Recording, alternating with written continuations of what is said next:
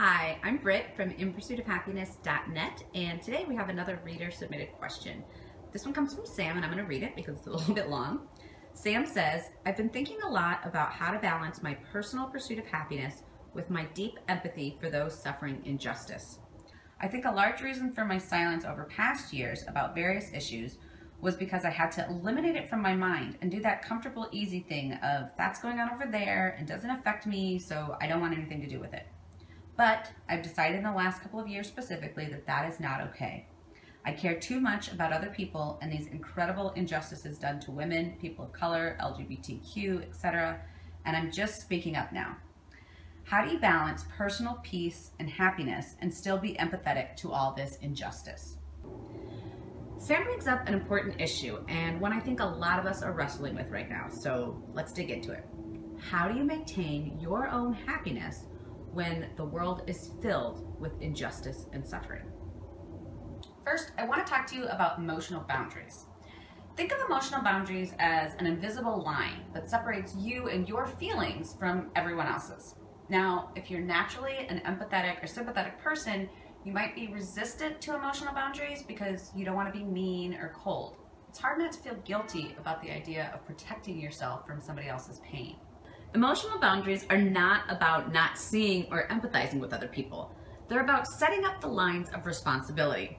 Imagine 2 yards, yours and your neighbor's. Emotional boundaries are the white picket fence that separates your 2 yards.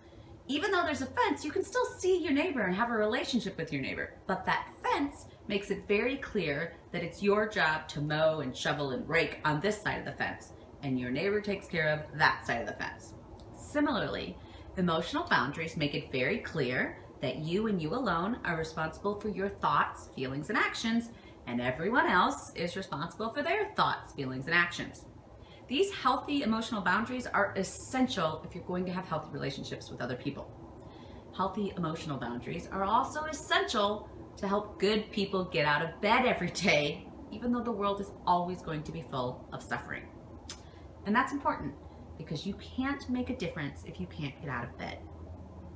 That brings us to today's key takeaway. Your suffering does nothing to ease anyone else's suffering. Piggybacking onto the trauma of somebody else doesn't help. In fact, it can even add to their burden. What does help? 1, empathetic listening. Empathetic listening is when you listen to understand instead of waiting for your chance to chime in or respond. It's creating a safe space for people to tell their story and listening and, like I said, putting yourself in their shoes to understand instead of to co-opt their pain. Number 2, help how you are asked to help. If your LGBTQ friends ask you to support a piece of legislature, do that. If people of color ask you to show up at a rally or share an important piece of writing, do that. If the women in your life ask you to believe them when they talk about stories of violence or sexual assault, do that. Look, don't be the toddler in the kitchen who insists on helping but doesn't follow instructions. All you're going to do is make a mess. If you really want to affect change and ease the suffering of other people, help in the way you're asked to help.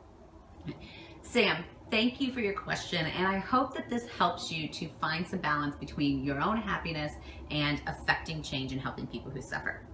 If you have a question, email me at britt@inpursuitofhappiness.net, and you just might find you inspire a future video. If you liked this video, like it, give it a thumbs up, and share it on Twitter and Facebook. You should also subscribe to my YouTube channel so that you make sure that you never miss an upcoming video. You can also visit me online at inpursuitofhappiness.net, where I share more personal stories and practical tips to help you be happier in the real world. Thanks for watching. Have a great day.